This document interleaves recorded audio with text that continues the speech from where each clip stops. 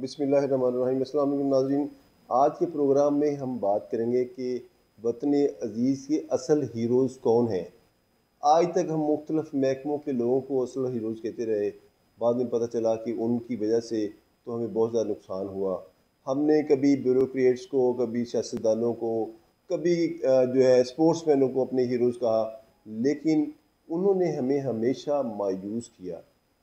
असल हीरोज़ के हवाले से हम बात करेंगे। असल हीरोज़ कौन हैं जिन्होंने हमेशा इस मुल्क के लिए काम किया, उन्होंने दियारे गैर में अपना मस्कन बनाया।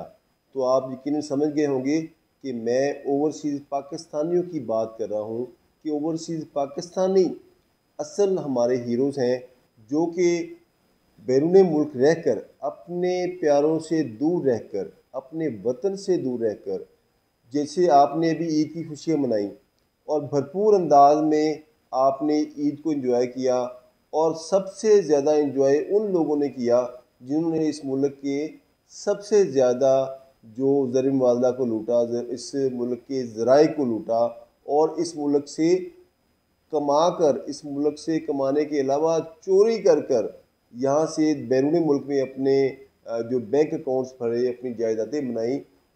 लेकिन असल हम उन्हें हीरोज़ कहते रहे, हम उन्हें हुक्मरानी देते रहे, लेकिन असल हीरोज़ हमारे वो लोग हैं जिन्होंने अपनी गुर्बत की वजह से, अपनी किसी मजबूरी की वजह से, तालीम हासिल करने की गर्ज से, या किसी भी और वजह से अपने वतन को, अपने घर वालों को छोड़कर दियारे गैर में अपना मस्कन बनाया, और वहाँ से ज़र मुबादला कमाया, मेहनत की, मजदूरियाँ की, लोगों के बहुत ज़्यादा वहाँ पर हालात जो हैं वो जब जाते हैं तो उन्हें बहुत ज़्यादा मुश्किलात का सामना करना पड़ता है।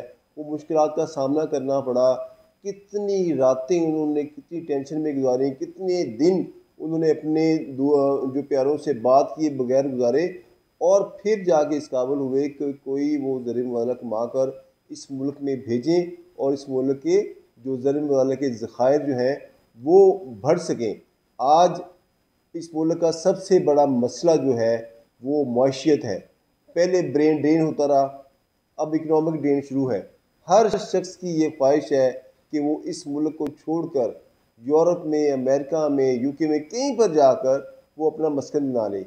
इसकी बुनियादी वजह जो है यहाँ की मिस मैनेजमेंट है। जिन लोगों को हमने अपने हीरो समझते रहे, वो असल में हमें हमारा मिस यूज़ करते आए हैं। हमारे तमाम ज़राए का उन्होंने मिस यूज़ किया, हमारी जो है राय का मिस यूज़ किया, हमारे वोट का मिस यूज़ किया, और आज हम एक फेलियर स्टेट के तौर पर पूरी दुनिया में पहचाने जा रहे हैं। खेल के मैदान में भी जवाल है, पॉलिटिकल मैदान में जवाल है, आपकी सिक्योरिटी एजेंसीज पर सवालिया निशान उठाए जा रहे हैं। गर्ज के आपकी एक्सपोर्ट मुसलसल कम हो रही है।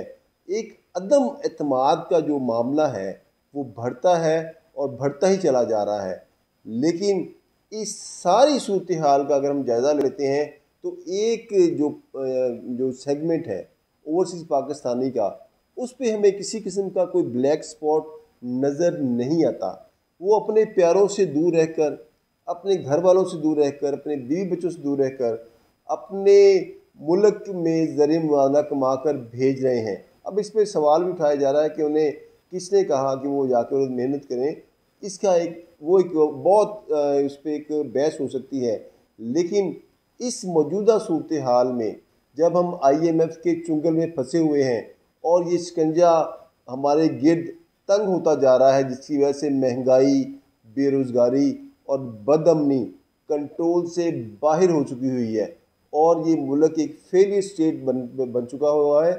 और इन हालात में अगर कोई तबका मुस्बत किरदार अदा कर रहा है तो वो सिर्फ़ और सिर्फ ओवरसीज़ पाकिस्तानियों का है, जो कि दुनिया भर में फैले हुए हैं और वहाँ पर जाकर मेहनत मजदूरी करके इस मुल्क के क़याम का, इस मुल्क की माशियत के को संभाला देने का सबसे बड़ा ज़रिया इस वक्त ओवरसीज़ पाकिस्तानी है।